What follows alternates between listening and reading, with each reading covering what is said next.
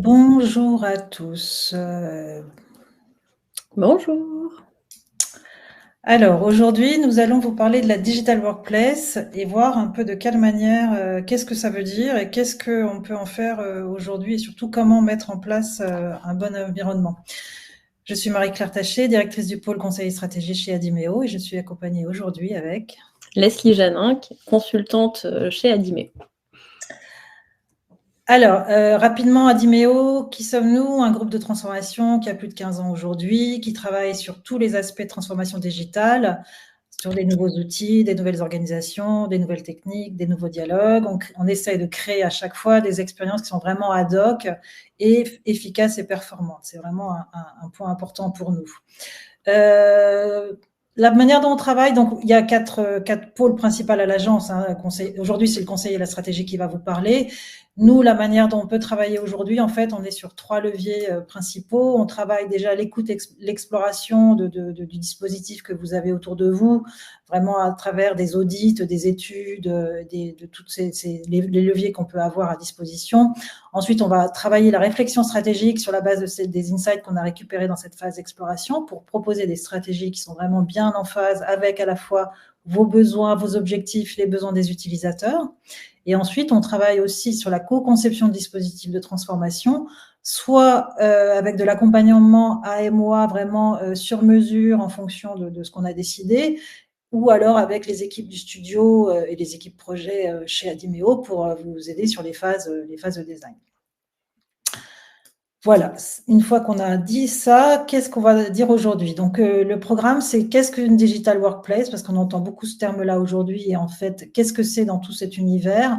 On va voir un petit peu les solutions sur étagère sans rentrer dans le détail parce que c'est pas notre mission première. Nous, ensuite, c'est vraiment de voir comment appréhender concrètement vos besoins et de quelle manière nous, on travaille avec vous, main dans la main, sur cette, sur la manière dont on peut mettre en place, en fait, ces workplaces.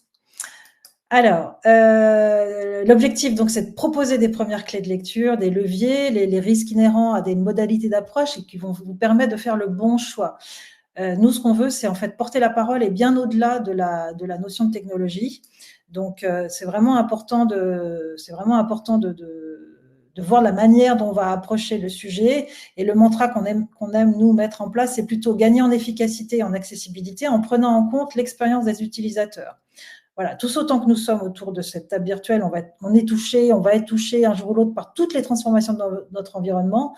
Et il s'agit donc de prendre de la hauteur aujourd'hui par rapport à ce sujet pour voir de quelle manière on porte le projet et la manière dont il peut être appréhendé pour tous les utilisateurs. Alors, on va déjà commencer par voir ce que c'est et surtout le contexte de cette digital workplace. Je voudrais commencer en fait par quelques chiffres clés parce que je trouve ça intéressant de voir un petit peu de quelle manière on peut appréhender tout ça. Ce qu'on voit aujourd'hui, c'est que 72%, donc ça c'est sur une enquête menée par Jalios, sur un baromètre de la Digital Workplace, on a 72% des organisations aujourd'hui qui sont équipées d'un intranet. Ce chiffre, il va monter jusqu'à 96% quand on est dans des entreprises à plus de 250 salariés. Ça veut dire qu'aujourd'hui, grosso modo, beaucoup d'entreprises sont équipées, entre guillemets, avec un intranet qui est surtout un dispositif qui va permettre aux collaborateurs d'accéder à des environnements de travail, éventuellement aux applications qu'ils utilisent au quotidien pour travailler, mais aussi aux dernières informations de l'organisation. Il y a une posture de communication qui est importante. Ensuite, dans les chiffres clés, ce qu'on voit aussi, c'est que dans ces entreprises qui ont été interrogées, 92% disent être équipées d'une suite bureautique et collaborative. Une suite bureautique et collaborative, c'est par exemple Office 365 ou Google Workplace ou un Open Office ou autre. Et dans ces interrogés, on voit aussi 51% qui sont équipés d'une digital workplace. Ce qu'on voit aussi, c'est que sur le chiffre que je vous citais tout à l'heure, des salariés qui disposent d'un outil collaboratif, il n'y en a que 69% qui s'en servent. C'est pas un chiffre énorme, en fait, ça interroge, parce que sur 92%, on n'a que 69% des collaborateurs qui utilisent. Pourquoi on descend à ce point dans le chiffre? Ce qu'on peut constater, c'est que on a vu aussi ça chez certains clients quand on arrive pour faire un audit de cadrage en fait et une phase d'exploration, c'est que la suite bureautique en fait elle est souvent isolée du reste des outils qu'un salarié peut avoir à disposition. on va avoir effectivement le 365 qui va être en place, mais à côté, il y a plein d'autres applications qui sont utiles pour les collaborateurs, mais qui ne vont pas forcément être connectées. Donc, ça veut dire qu'il faut jouer entre différents logiciels pour arriver à travailler. Ça met en place un espèce de cloisonnement, ça renforce en fait cette idée de cloisonnement.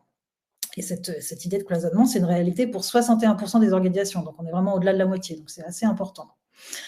Après, un autre chiffre qui va dans le sens de ce qu'on dit, c'est que 50% de ces personnes sondées trouvent que l'organisation du travail est toujours silotée.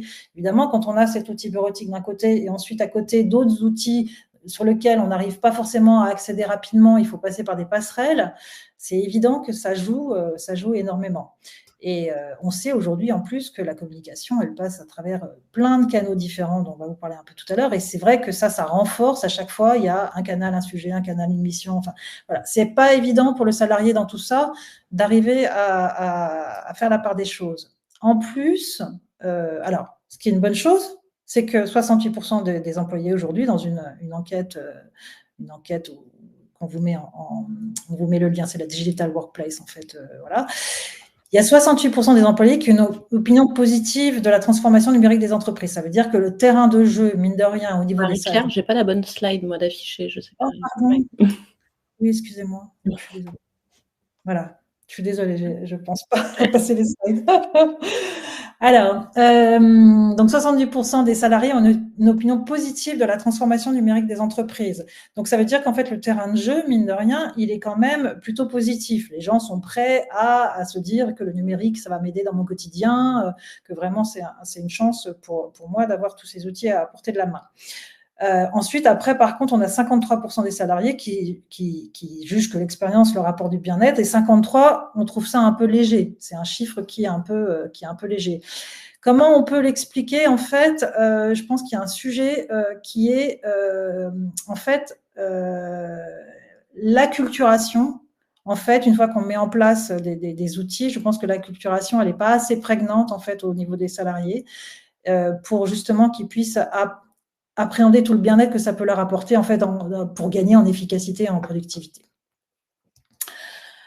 Ce qu'on voit aussi aujourd'hui beaucoup, mine de rien, c'est que le télétravail, et ça c'est un facteur majeur pour la mise en place d'une digital workplace, c'est la localisation qui se fait soit au bureau, soit chez moi, soit dans un cowork où je peux bosser de à peu près n'importe où aujourd'hui. Bon, c'est des choses qui ont été effectivement beaucoup mises en place avec le Covid, mais c'est vrai qu'aujourd'hui, les salariés, il y a 38% des salariés qui se disent prêts à quitter leur poste si le télétravail n'est pas proposé. Donc, on est un peu, entre guillemets, dans l'obligation si on veut être reconnu sur le marché et surtout si on veut avoir de l'attractivité, il faut faire attention effectivement à pouvoir mettre en place cet univers de télétravail et ensuite que ça soit qu'on puisse facilement y accéder. Ce qu'on voit aussi dans les chiffres, c'est qu'il y a 111% entre 2005 et 2022, que la demande de télétravail a augmenté de 111% entre 2005 et 2022. Donc, c'est vraiment assez énorme et c'est un point qui est vraiment très important à prendre en compte. Ensuite, en parallèle, ce qu'on voit, c'est que…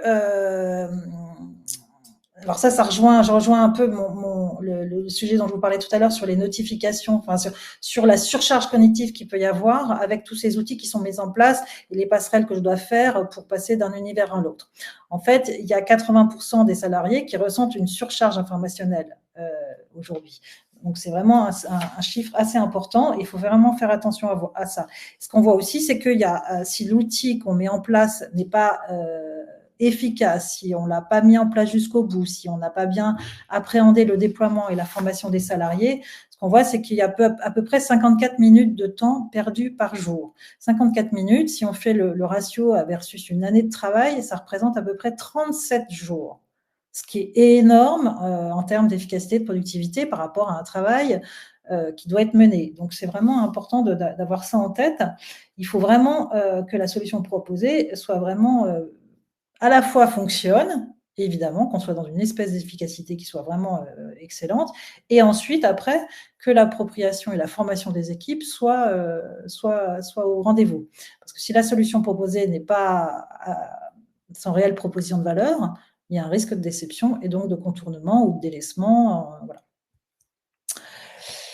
Alors, ensuite, je voudrais aussi refaire un point sur d'où on vient. En fait, dans les années 2000, quand on a commencé à mettre en place beaucoup plus d'outils de ce type-là au niveau des salariés, c'était déjà principalement l'intranet qu'on mettait en place, en parallèle de plein d'outils, d'applications métiers qui sont vraiment liés à chacun des secteurs d'activité qui est concerné. La façon dont se menaient ces chantiers était assez horizontale, en fait, parce que grosso modo, la direction disait à la direction informatique, j'ai besoin de tel outil pour faire remplir telle mission et avoir telle efficacité et remplir tel objectif. Donc, en fait, ensuite, il y avait des appels d'offres qui pouvaient être menés, des réalisations ad hoc qui pouvaient être menées, ou alors avec des offres sur étagère. Et grosso modo, il n'y avait pas du tout d'interrogation auprès des salariés sur leurs vrais besoins, sur de là où on partait. Enfin voilà, on rajoutait des piles et des strates, et on était vraiment dans le côté un peu top-down de cette communication et de la mise à disposition de ces outils qui pouvaient être très frustrants pour les salariés. Les salariés n'étaient pas forcément formés dans les moindres détails. En plus, grosso modo, comme c'est des choses qui arrivaient sur le marché, on pouvait se dire, oh là là, mais qu'est-ce que c'est que ce truc-là? Je ne vais pas forcément dire que je ne sais pas m'en servir parce que ça veut dire que je ne suis pas dans le ton. Donc voilà, on était dans un espèce de truc où les salariés pouvaient être très réfractaires par rapport à tous les outils qu'on mettait en place. Donc c'est important d'avoir ça en tête. Ensuite, voilà, donc ce qui a changé les choses, ce qui a beaucoup changé les choses, c'est évidemment dans toutes ces années-là l'arrivée de toutes ces applications mobiles qui ont permis en fait aux gens de se rendre compte que grosso modo on pouvait avoir des outils qui étaient pratiques, intuitifs et qui répondaient à la demande. Donc voilà, une fois ensuite toute cette façon de concevoir les applications avec vraiment prendre en compte les besoins des usagers, la façon dont ils vont appréhender un outil, c'est des choses qui sont venues de plus en plus sur les outils métiers. Maintenant, on est interrogé sur des outils métiers et on essaye d'aider des directions à vraiment mettre en place des outils qui soient compréhensibles pour chacun. Donc, on arrive maintenant à être en dehors de ce mouvement top-down qui n'était pas forcément efficace à tous les niveaux. Aujourd'hui, on est dans un monde en mutation dans lequel tous les outils gagnent en utilisabilité et en intuitivité. Les usagers sont pris en compte, leurs besoins, leurs usages. Les directions donnent le ton, mais grosso modo, on essaye d'interroger effectivement tout le monde, et c'est nous la façon dont on travaille en fait quand on travaille sur une demande, c'est de s'interroger sur la vision stratégique que peut avoir la direction, mais aussi les besoins des utilisateurs, quels qu'ils soient. Et quand on est dans des outils en plus qui sont à visée interne, on a la dichotomie de salariés qui sont équipés, de salariés qui ne sont pas forcément équipés de terminaux. Donc, on essaye aussi de prendre en compte tous ces aspects-là pour proposer le meilleur outil. Donc, voilà, on est maintenant dans un domaine d'excellence opérationnelle où il faut faire attention à la cartographie complète du dispositif qui peut y avoir en place. Il y a une évolution des métiers qui se fait de toute façon tout le temps, et on le voit beaucoup, là, on en parle beaucoup en ce moment avec l'intelligence artificielle, où on se dit, mon Dieu, ça va révolutionner encore la façon dont je vais travailler, donc il faut que je prenne ça en compte dès ce moment-là en anticipation pour voir comment ça va se mener ensuite derrière. Évidemment, prendre en compte l'expérience des usagers, parce que ça nous permet à la fois d'innover aussi, de trouver de nouvelles idées, de nouvelles façons d'apporter un outil qui soit vraiment pertinent et performant. Et puis, on est dans un univers informatique qui est lié à beaucoup de sujets qui sont le traitement de la data, qui sont le côté sécurité des données, qui sont très, très importants. Il faut être dans un univers de confiance. On a toutes ces briques-là qui sont maintenant très importantes et qui doivent être mises les unes à côté des autres pour justement que tous ces défis, on puisse y répondre dans des budgets qui sont entendables aussi par les entreprises. Et puis, évidemment, de gérer d'avance des contradictions qu'il pourrait y avoir ensuite. Donc, c'est vraiment important en fait de prendre ça en compte pour voir un petit peu de quelle manière on va travailler. C'est ce qu'on va vous décrire ensuite, tout ça. Voilà, je vais passer la parole à Leslie sur qu'est-ce que c'est maintenant ce lieu. Oui, du coup, une digital workplace, donc on peut traduire par un lieu de travail numérique. C'est du coup un espace qui peut regrouper une variété d'outils, de technologies qui peuvent servir aussi bien à soutenir la collaboration, la communication, la productivité, l'innovation au sein d'une organisation. Et en fait, la composition d'une digital workplace, ça va vraiment varier en fonction des besoins et des spécificités de chaque entreprise. Donc l'idée d'une digital workplace, c'est un environnement virtuel qui va regrouper des outils, qui va regrouper des plateformes, des applications qui sont nécessaires aux employés pour travailler de manière collaborative, efficace et sécurisée. L'idée, c'est vraiment de porter un portail de services personnalisables qui soit multicanal, qui soit utilisable quel que soit son lieu de travail. Donc Marie-Claire en parlait tout à l'heure, hein, puisque le télétravail est maintenant de plus en plus développé. Donc le fait de pouvoir l'utiliser quel que soit son lieu de travail, sur mobile, sur desktop, en fonction des besoins, que ce soit potentiellement donc personnalisable pour adapter aux besoins des entreprises, mais également de l'employé, qu'on puisse accéder de façon délocalisée et surtout sécurisée, puisque avec le télétravail et le fait de sortir l'intranet de l'entreprise, du coup, qui n'est plus un vrai intranet en interne comme ça a pu l'être avant, les questions de sécurité se posent également. Alors, sur un peu les objectifs que peuvent atteindre une digital workplace, l'idée un peu de conception d'une digital workplace, c'est de repenser l'environnement numérique de travail des salariés en mettant à disposition donc une plateforme, la digital workplace, qui va permettre d'avoir tous les services numériques disponibles. Donc, d'une part, pour améliorer la communication interne, ça c'est l'objectif un peu premier en général des anciens intranets, mais c'est également un objectif que la digital workplace peut remplir. Donc, pour renforcer la culture d'entreprise, les valeurs, la cohésion, avoir une expérience un peu sur mesure, ça c'est le petit 2 pour personnaliser un peu l'intranet en fonction des besoins de l'entreprise et des employés, comme je disais tout à l'heure. Donc, pour gagner en productivité en proposant une expérience sur mesure qui permet d'accéder directement aux outils, aux documents, aux applications dont le salarié a besoin dans son travail au quotidien. Un autre objectif, ça peut être celui de mieux travailler ensemble, donc mieux collaborer en proposant des outils d'échange qui sont directement intégrés, des espaces d'échange sur la digital workplace, mais aussi potentiellement des espaces sur lesquels échanger avec des partenaires externes, des clients, des fournisseurs, etc., en permettant du coup cet échange et cette collaboration à tous les niveaux. L'idée également, ça peut être de simplifier l'accès aux services dématérialisés et documentaires. Donc, avoir tout ce qui est gestion de documents intégrés dans la digital workplace. Donc, permettre d'accéder aux documents de travail, au partage de documents, au travail collaboratif sur un document, toutes ces applications-là.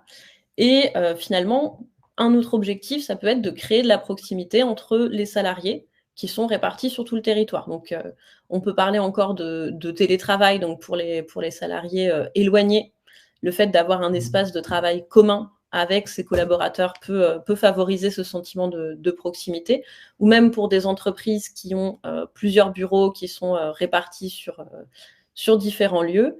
Le fait d'avoir cet espace de travail commun permet quand même de rapprocher les salariés, de partager de l'information, de collaborer plus facilement, etc. Donc ça, c'est les objectifs et on peut avoir différentes façons du coup de les atteindre. Donc on reprend un peu différentes briques applicatives.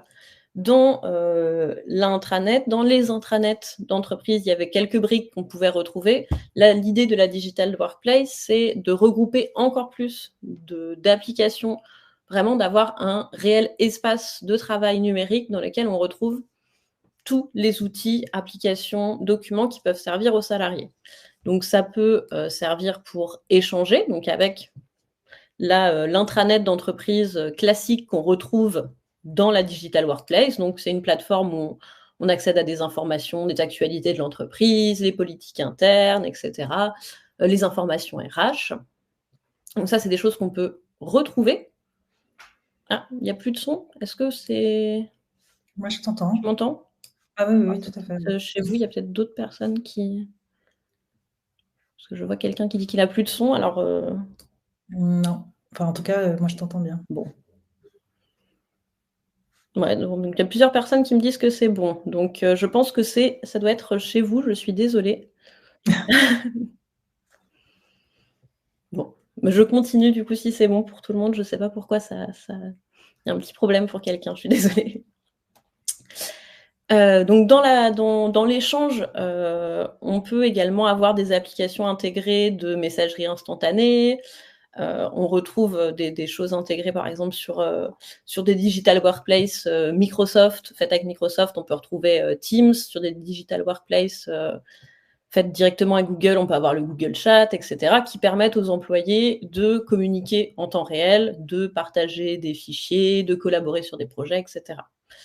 Toutes les applications de vidéoconférence, de réunions virtuelles, Zoom, Microsoft Teams, et cetera, c'est des choses qui permettent aux employés de participer à des réunions, des webinaires, et cetera. Ça aussi, on peut retrouver directement ces outils sur les digital workplace. Et de la même façon, il y a quelques années, on avait un peu le boom des réseaux sociaux d'entreprise qui étaient censés remplacer les intranets. Maintenant, c'est des choses qu'on intègre également dans la digital workplace, donc avoir des fils d'actualité, partage de connaissances, des petites communautés au sein de l'entreprise, avec des échanges directs qui peuvent être sur des sujets très métiers, très professionnels, mais également sortir un peu du cadre professionnel, on va dire aller sur l'extra-professionnel, les discussions sur les sorties, le menu de la cantine, je ne sais pas quoi. Donc sortir un peu de ce cadre-là aussi, pour créer de la proximité et de l'échange.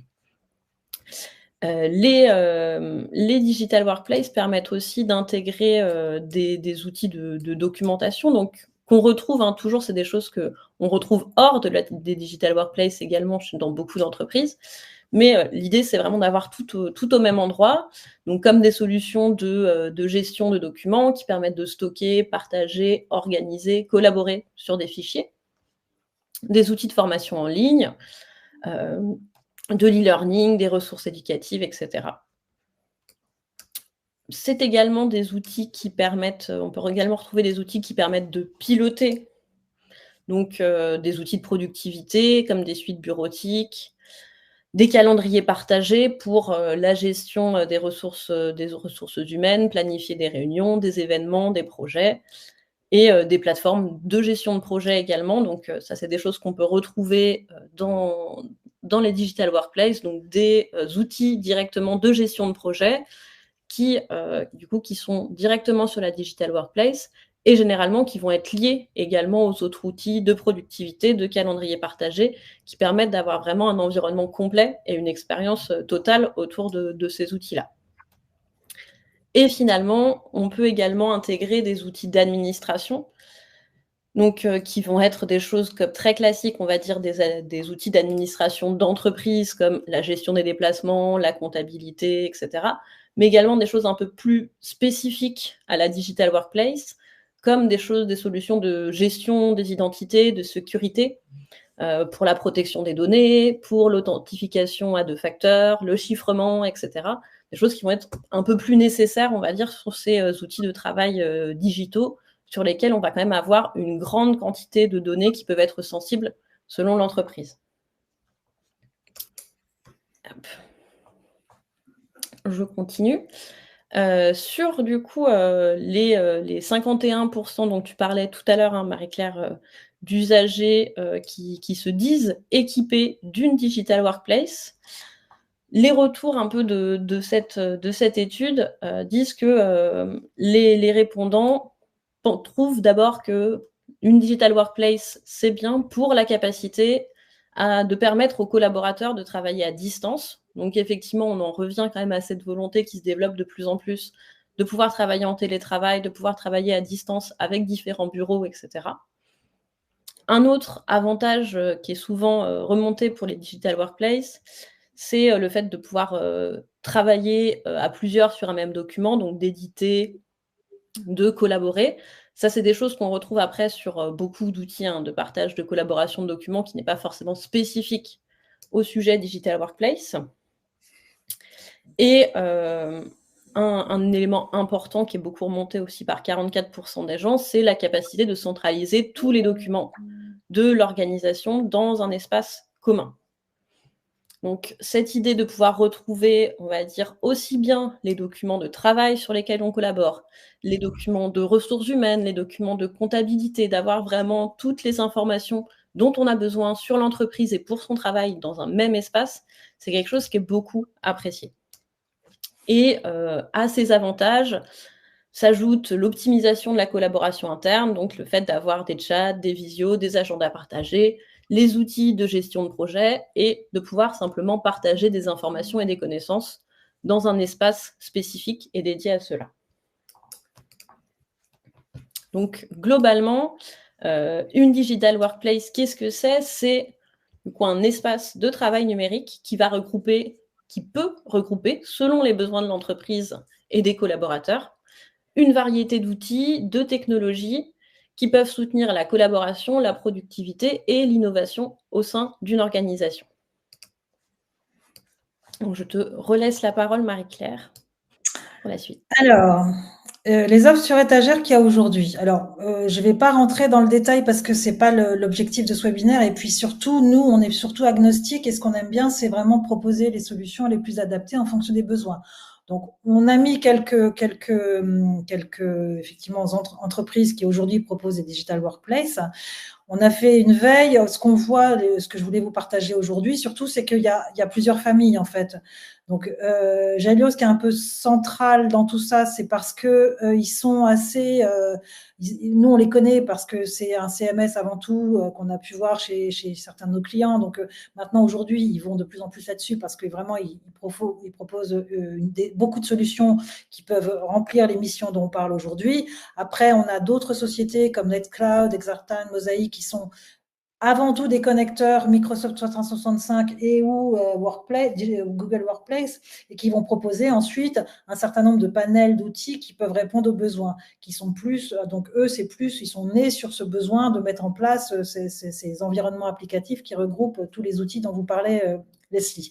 Ensuite, Sociable et TalkSpirit, je les mets un peu à part parce que c'est des solutions qui viennent d'un autre monde, qui viennent plutôt du monde de la tech, des startups, qui sont surtout aussi sur les parties social médias, en fait, donc de l'engagement, de la fidélisation, et qui ont senti, en fait, le vent tourner, entre guillemets, en se disant, il y a un truc à jouer là-dessus, parce que nous, on est très habiles sur ces notions d'engagement et de fédération d'une communauté. Donc, on s'est dit, ils se sont dit, on va créer des solutions un peu ad hoc, qui sont des solutions peut-être un peu plus légères que entre guillemets, je dis ça entre guillemets parce que c'est quand même assez costaud, mais un peu plus légères parce qu'ils vont pas être centralisés sur le fait de connecter des suites bureautiques avec d'autres outils. Ils vont proposer un environnement qui joue vraiment sur la communauté, l'engagement avec leur savoir-faire et qui sont aussi dans une intuitivité et la mise en place de solutions beaucoup plus fines en termes d'accessibilité et de compréhension par les usagers. Voilà, c'est des familles qu'on voit aujourd'hui.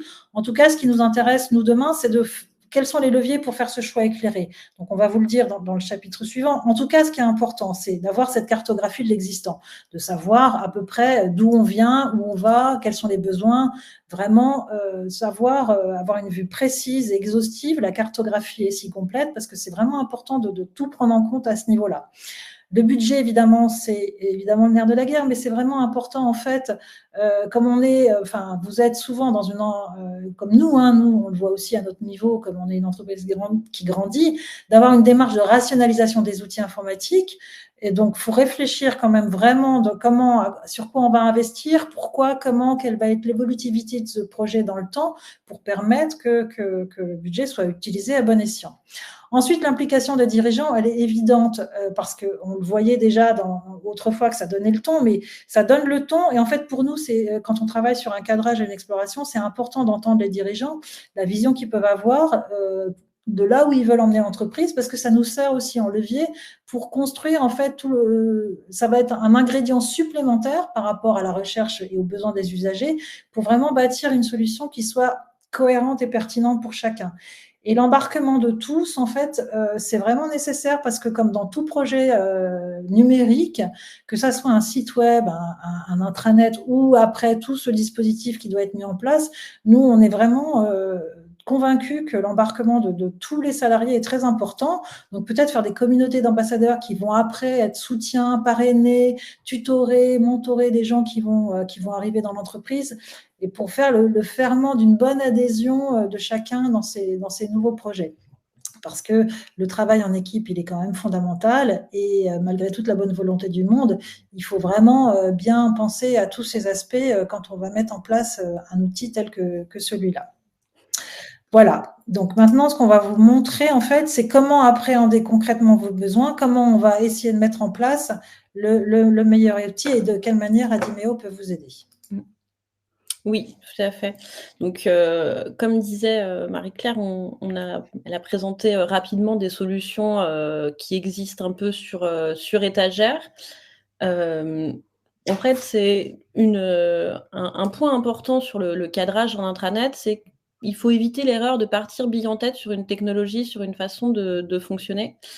Quand on réfléchit du coup à mettre en place une trajectoire vers une autre chose, vers une nouvelle chose qui va initier des nouvelles pratiques chez les collaborateurs, il est important de réaliser un peu une phase de cadrage, une phase de réflexion qui est vraiment une étape critique, qui vise à établir une bonne compréhension des objectifs, des besoins et des contraintes associés à soit la refonte d'une digital workplace, soit la création d'un espace de travail numérique. L'idée, c'est vraiment de définir une trajectoire et d'accompagner le changement pour vraiment réussir à apporter les nouvelles pratiques que l'on veut apporter, tout en gardant les fondamentaux de l'organisation, de l'entreprise, les valeurs, les façons de travailler qui fonctionnent. Donc, il est important de se poser au préalable des vraies questions, savoir déjà, est-ce que c'est réellement possible dans l'entreprise de mettre en place une digital workplace, que ce soit en termes de ressources, on va dire en termes de budget, de personnel, de technologie, est-ce que c'est quelque chose qui est possible pour l'organisation?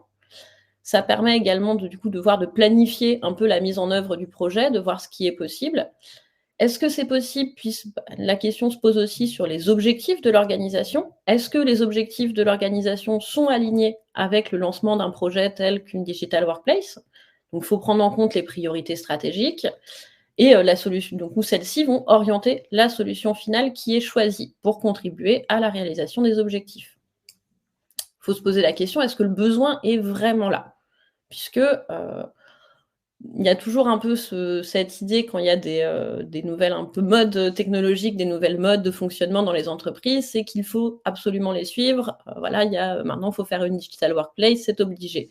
Le besoin n'est pas toujours là. Alors, on se tire un peu une balle dans le pied en disant ça, mais il faut être réaliste. Hein. La phase de cadrage, ça va permettre du coup de comprendre ça, d'identifier les besoins spécifiques des utilisateurs, donc des collaborateurs de l'entreprise, et savoir, est-ce qu'il y a besoin d'un outil tel qu'une digital workplace? Est-ce qu'un intranet, on va dire, à l'ancienne peut fonctionner? Est-ce qu'il faut plutôt ajouter un nouvel outil qui n'est pas une digital workplace? Donc, on va vraiment essayer de comprendre les attentes, les habitudes, les préférences des collaborateurs pour orienter le projet et lui permettre de répondre de manière plus efficace à ces exigences-là. La question de la transition et de la rupture également se pose aussi. La phase de cadrage va permettre d'anticiper un peu les risques potentiels qui sont liés à la création, à la refonte d'une digital workplace. Donc, il va y avoir la gestion des changements, la résistance au changement des collaborateurs, qui est un point qui arrive très souvent quand on change un élément aussi fondamental qu'un outil de travail, qu'un espace de travail, les défis techniques, etc. Donc, identifier ces risques de façon précoce, ça facilite un peu la planification du projet, les stratégies pour atténuer les risques, etc. Et on va dire cette question de la transition-rupture, ça peut être une rupture dans les usages des collaborateurs de l'entreprise, dans la technologie mise en place, dans la migration du contenu. Donc, il peut y avoir plein de points de rupture qui peuvent arriver. Donc, avoir un peu une réflexion en amont sur la façon dont le projet va être mené, sur quel va être le projet qui va être mené, ça peut aider à planifier, à minimiser les perturbations pour les utilisateurs finaux. Donc, l'idée, un peu, c'est de réaliser un réel accompagnement au changement. réaliser une phase de cadrage un peu pour définir les besoins, ça permet d'accompagner le changement et donc de trouver un équilibre entre la nécessité de changement, de s'adapter, potentiellement la nécessité de mettre en place une digital workplace et le respect des fondamentaux de l'entreprise. Pour cela, donc, ce qu'on réalise généralement pour accompagner nos clients sur un accompagnement au changement, un changement vers une digital workplace, c'est une phase de cadrage qui va permettre de définir précisément les objectifs et les besoins et d'orienter le choix des fonctionnalités, et même d'orienter le choix, est-ce qu'on va vers une digital workplace ou non.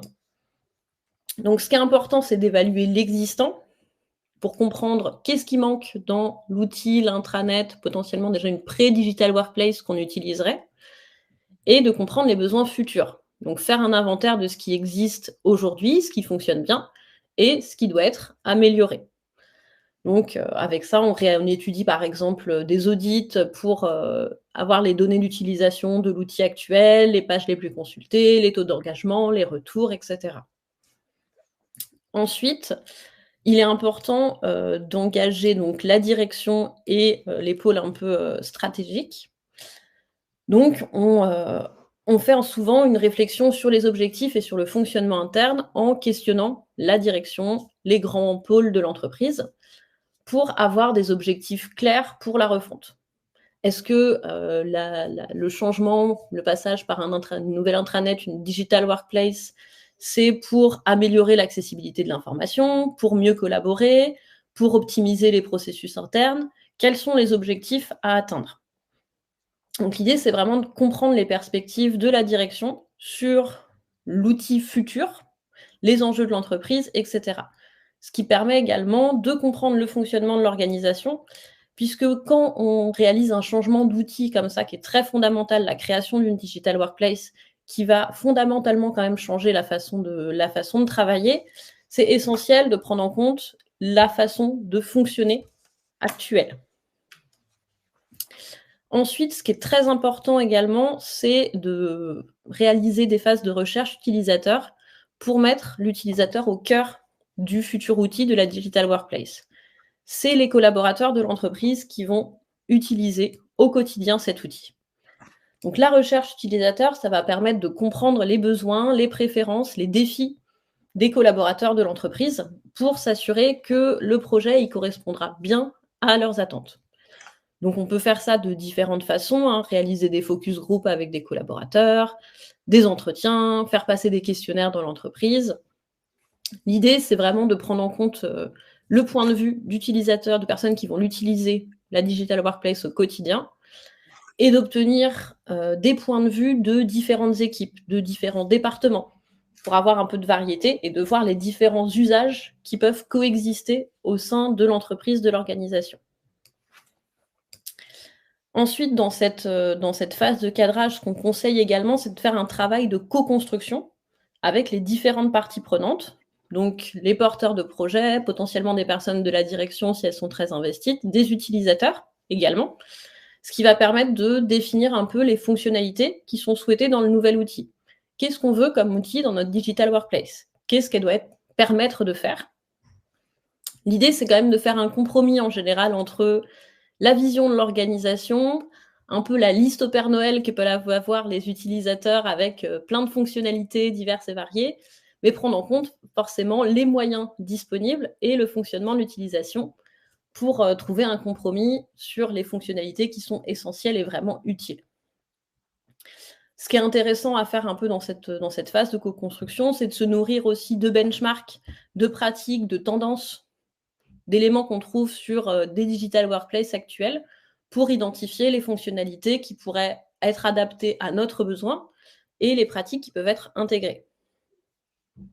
Ensuite, le travail sur le SI permet d'évaluer les solutions technologiques qui sont adaptées aux besoins spécifiques de votre organisation et des collaborateurs. C'est là qu'il faut se poser la question, est-ce qu'on s'oriente vers un outil clé en main, vers un CMS, vers des... Voilà, c'est là que la question technologique se pose.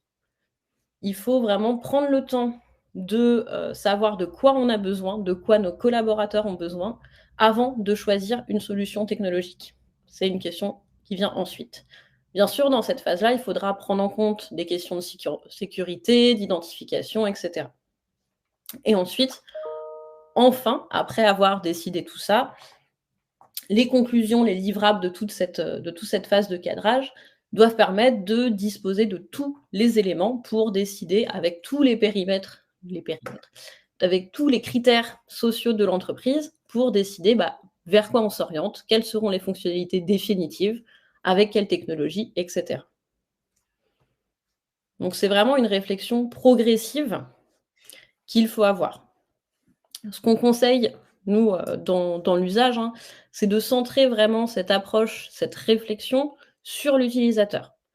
C'est les besoins et l'expérience des collaborateurs qui vont utiliser la plateforme au quotidien qui doivent guider le choix des solutions techniques et des fonctionnalités. Ce n'est pas la technique, les technologies qui doivent guider les fonctionnalités, c'est vraiment les utilisateurs.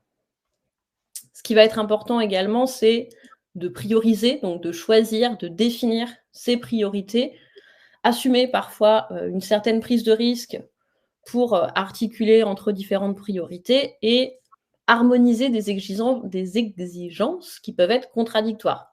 On veut que ce soit utilisable sur mobile à l'autre bout de la France, mais on veut en même temps que ce soit très sécuritaire. On veut que ce soit sobre, mais on veut que ce soit quand même attractif. Voilà, il y a beaucoup d'exigences qui doivent être prises en compte et du coup, il faudra prioriser, harmoniser, essayer de savoir c'est quoi les objectifs et les exigences qui sont prioritaires. Et finalement, il faudra affirmer, on va dire, entre guillemets, les valeurs de l'entreprise, affirmer ces valeurs, faire sur ce qu'on veut, ce que l'entreprise désire, c'est quoi les objectifs, et également ensuite faire le choix d'une technologie, savoir est-ce qu'on veut une technologie qui soit souveraine, hybride, est-ce qu'on s'aligne sur les stratégies d'usage ou on part sur des outils plus souverains, plus sécuritaires, quelles exigences d'accessibilité on a, quelles exigences... Oula, c'est parti, j'ai perdu Marie-Claire.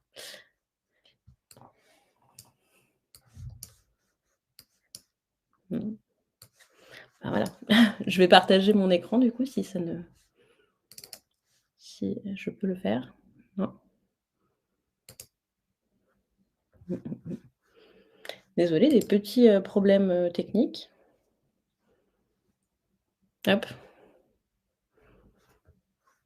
Marie-Claire, on t'avait perdu, je suis désolée. Du coup, je disais oui, des exigences, on va dire, d'accessibilité, de sobriété qu'on peut avoir aussi en tant qu'entreprise. C'est bon. En ayant des valeurs d'accessibilité aux personnes en situation de handicap, etc. Donc, en fait, dans les outils qu'on peut avoir aujourd'hui, il y a beaucoup de fonctionnalités. On a des couvertures fonctionnelles qui sont très riches, mais on va y avoir des valeurs et qui vont être assez différentes, des approches, des convictions qui peuvent être questionnées au regard des objectifs de l'entreprise, de l'organisation. Donc, il faut vraiment prendre le temps de se poser ces questions-là et, si possible, vraiment prendre le temps d'avoir une approche centrée utilisateur également sur ces questions.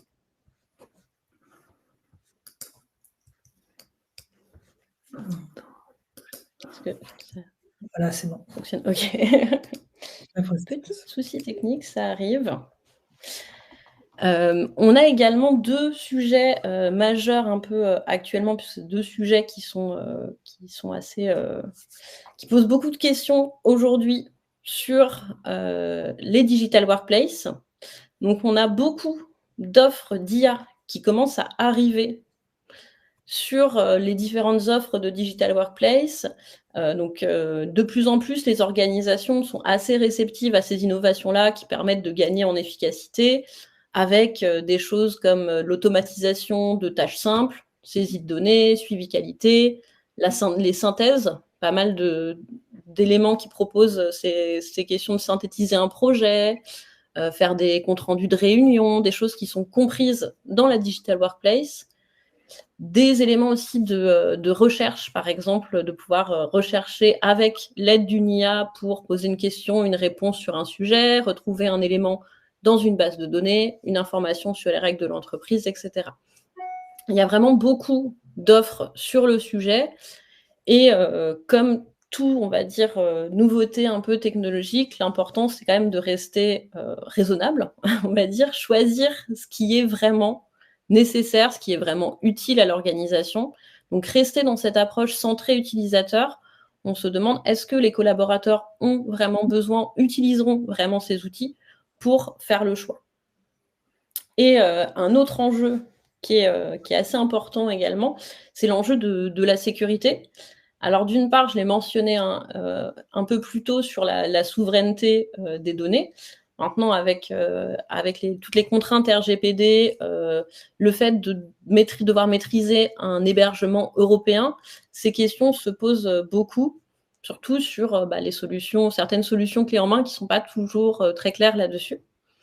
Et ensuite, avec la sécurité de ces mêmes données pour les préserver d'attaques, de ransomware, puisque comme je le disais tout à l'heure, toutes les données de l'organisation, tous les documents de travail, des documents qui peuvent être assez sensibles, peuvent se retrouver sur la Digital Workplace. Donc il faut que ce soit très sécurisé pour ces questions-là.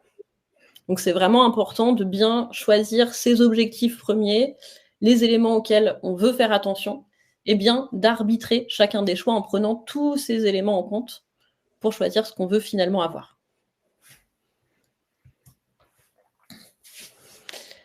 Et du coup, comme je posais un peu la question tout à l'heure, il y a un choix qui se pose aujourd'hui, c'est est-ce qu'on saute dans le train des digital workplace?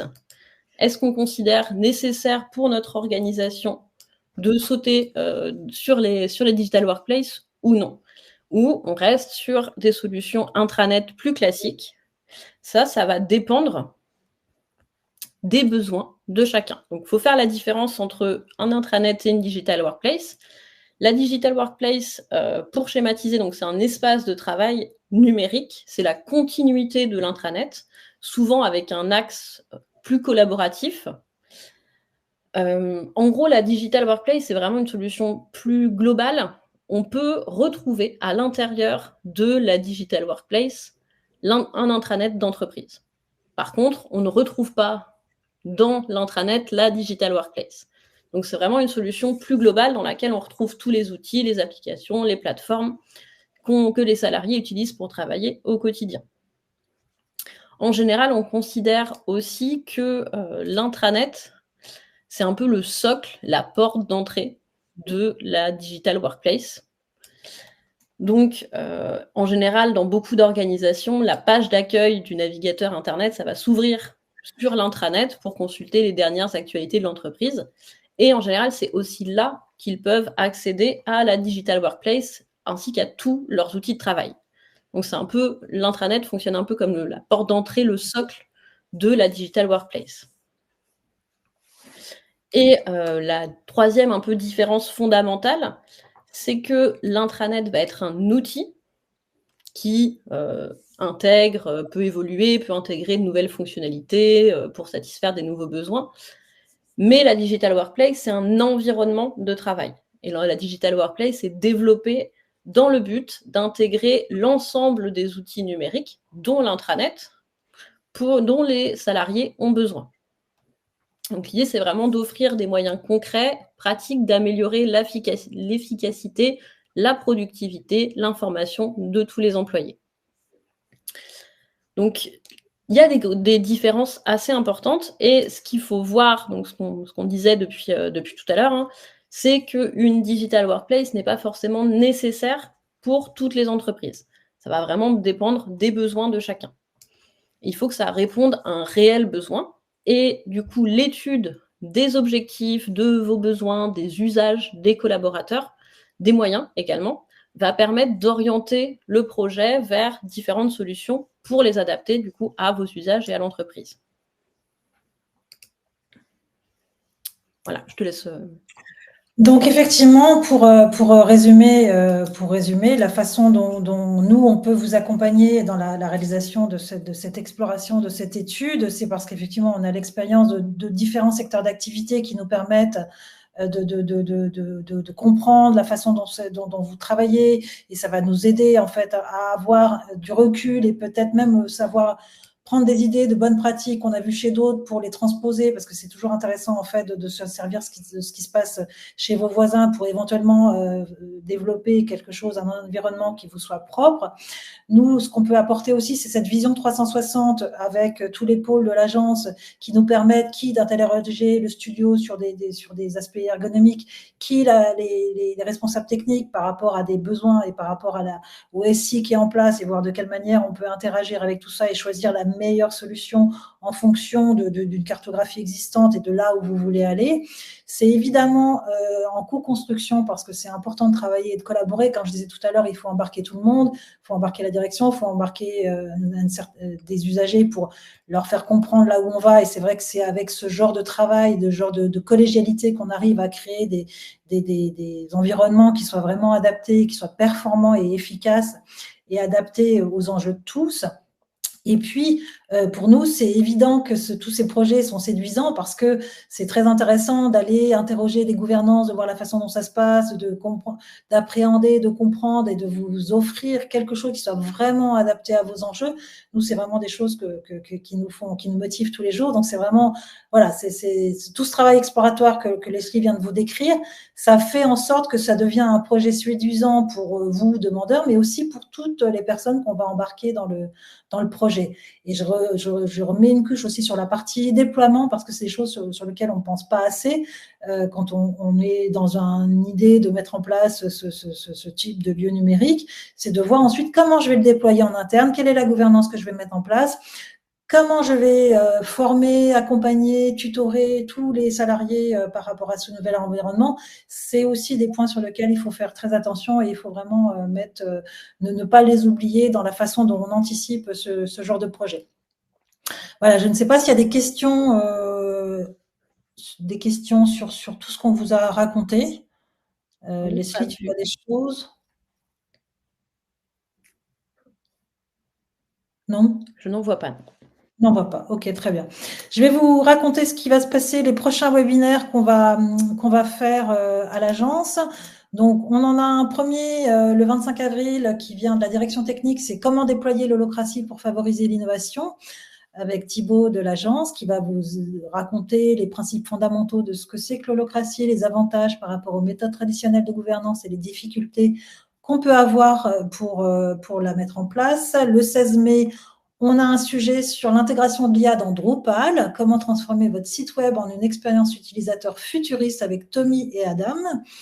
Donc, c'est vraiment comment intégrer les modules IA à votre site internet. Et on va vous expliquer également comment l'IA peut révolutionner les interactions avec les utilisateurs et évidemment booster l'efficacité de la création de contenu.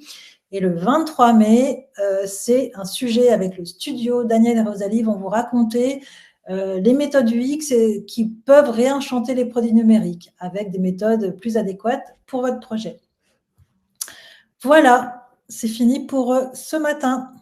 Je souhaite à tout le monde une bonne journée. À bientôt. Merci beaucoup.